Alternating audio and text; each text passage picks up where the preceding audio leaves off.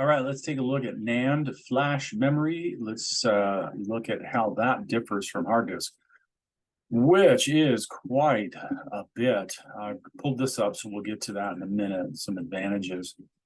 But solid state disks, SSDs, that's what we call them. It's been around a long time. I think the first one that was sold was like 1984. So the concept is, right, we have these components in our computer where information is stored and can be changed. What I'm talking about is what we would call a CMOS section of the BIOS or the UEFI. It contains an area that we can go in and say, turn this on, turn this off. This is what the date is. These are changeable things that happen within that area.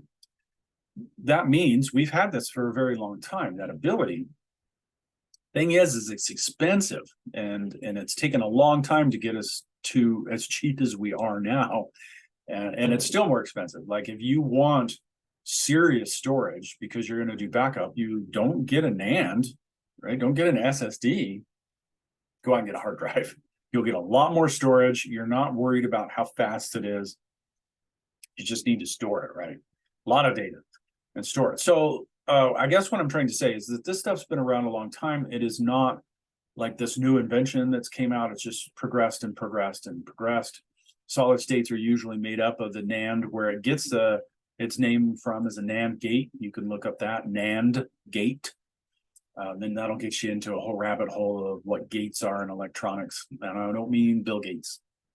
So anyway, this is a way to store things, but store it in basically a memory type situation where right here, see, we've got volatile RAM.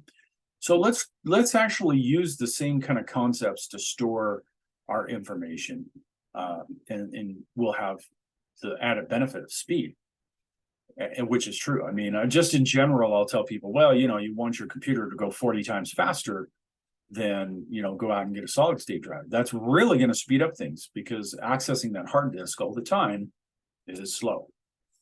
So using something like this is bigger. What do we use it in? MP3 players, your mobile phones, the USB drives you stick in, SSDs that you buy and put in, M2 SSDs that you buy and put in, all that stuff. So solid state refers to an electronic circuit built entirely with semiconductors. That's what solid state actually means. So SSDs use the two types of memory there, NAND-based, and those basically are microchips that are used to store data. It's like saying, I'm going to use an EEPROM. If you don't know what that is, it's a programmable ROM that you can put code into, then you can erase it and put other code into. So it's using that kind of ability, and it becomes non-volatile, right? You learn that back in the first chapters and in other classes. Non-volatile means power goes off, I still have it. These don't require any moving parts because they're all just using microchips, right? They're all using a non-volatile microchip to store this information. But they are more expensive, and that is true. If you go rate it by gigabyte or terabyte, you're going to find it's a lot more expensive. There is another one that is not used as much, but is super fast.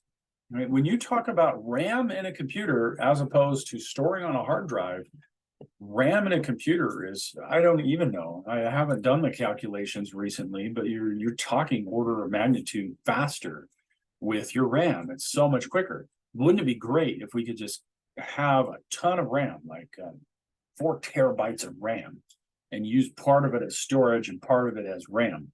Wait, I don't even know how we would need RAM anymore. We just use RAM. That makes no sense. Yeah, so RAM is fast. That's the point. Sorry for getting off track. RAM is fast. And so if you use an SSD that is RAM-based, it's actually going to need a battery or an AC adapter, as well as probably some NAND-based so that it can store it, right? So a perfect combination is actually one that would have more cache RAM and NAND-based together. That way the larger cache is really pushing that data through. And that's a lot of times what you see. There are differences with the SSDs and that you go out and buy. There's write speed differences and read speed differences. And a lot of that will come down to how much cache, how much can it just store in this temporary space, and then write it when it needs to, right? That kind of thing. Anyway, we already talked about faster data, low power usage, very low power. So that really helps out a notebook, right? An old notebook spinning up a hard drive is going to eat through the battery much faster than a notebook that's using as an SSD. And they're more reliable. There's no moving parts in there. So, you know, usually in a computer, when we look at a computer and we say, what's most likely to die in this over the next 20 years? What parts are moving?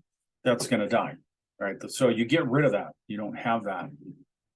And it's much better for you. All right. So what they're showing here, right, is here's the board, here's the PCB.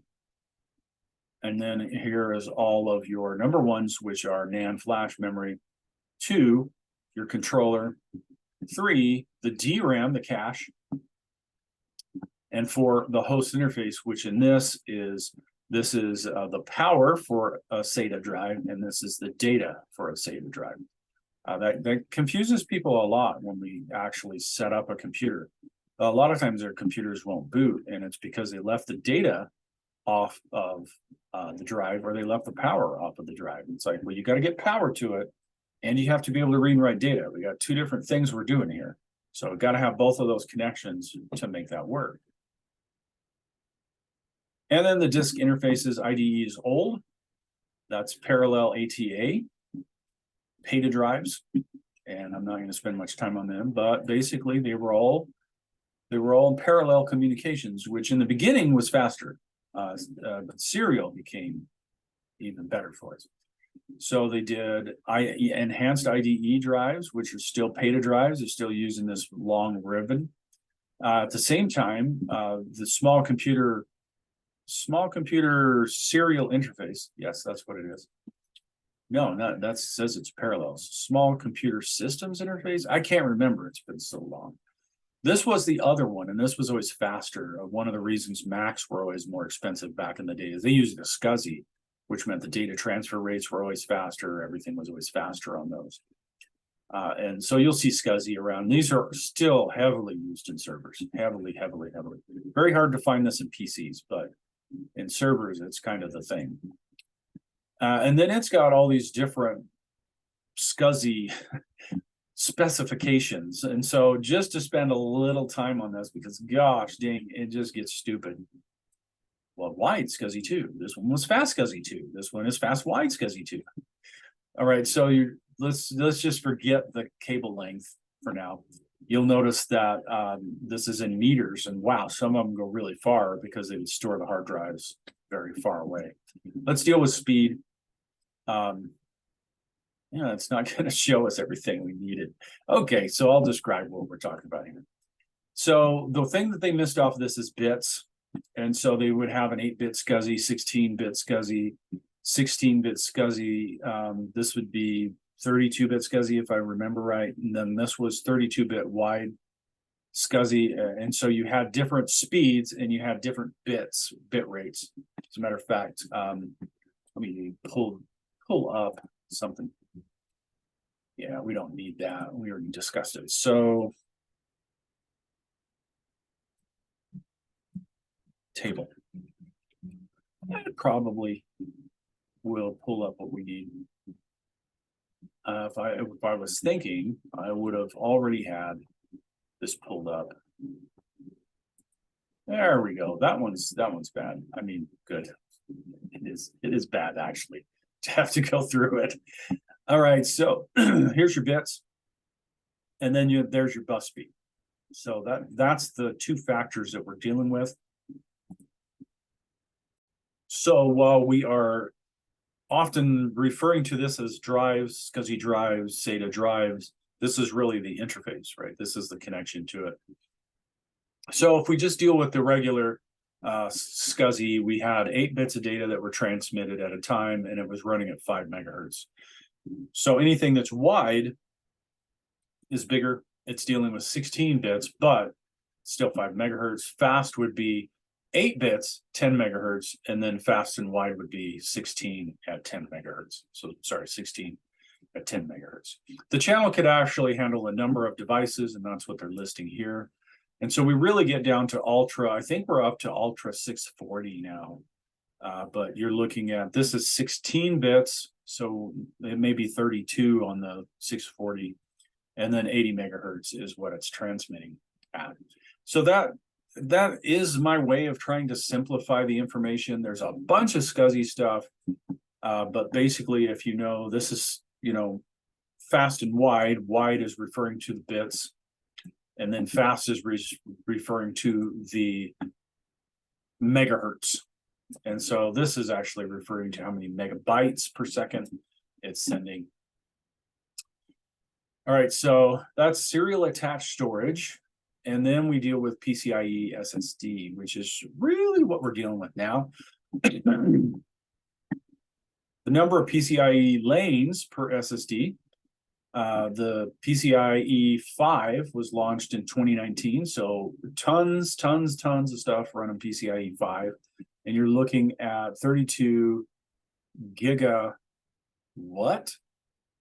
terabytes, greater than 128 gigabytes, which is fast, right? And then we have different protocols that we use. For instance, I have an NVMe SSD that's in an external, and that's a non-volatile memory express is what that's referred to as. And it's super fast. It's really fast. And NVMe is, I can't think currently, the fastest you can get. So it really boosts things, significantly boosts performance, and mitigating the CPU bottlenecks. What it's meaning is that your CPU is running super fast, and it's talking to your RAM super fast, and it's talking to your graphics super fast, and it's talking to your storage super slow. And that's a bottleneck. Right? That's where it comes into, I'm slow instead of fast. That's a bottleneck. So speed that up so that when the CPU says, I need that data, the data gets there instead of, I need that data. You know, because when you're talking about the kinds of speed you're dealing with in a computer, that would be like, I need that data. And then the next week, somebody brings it to you.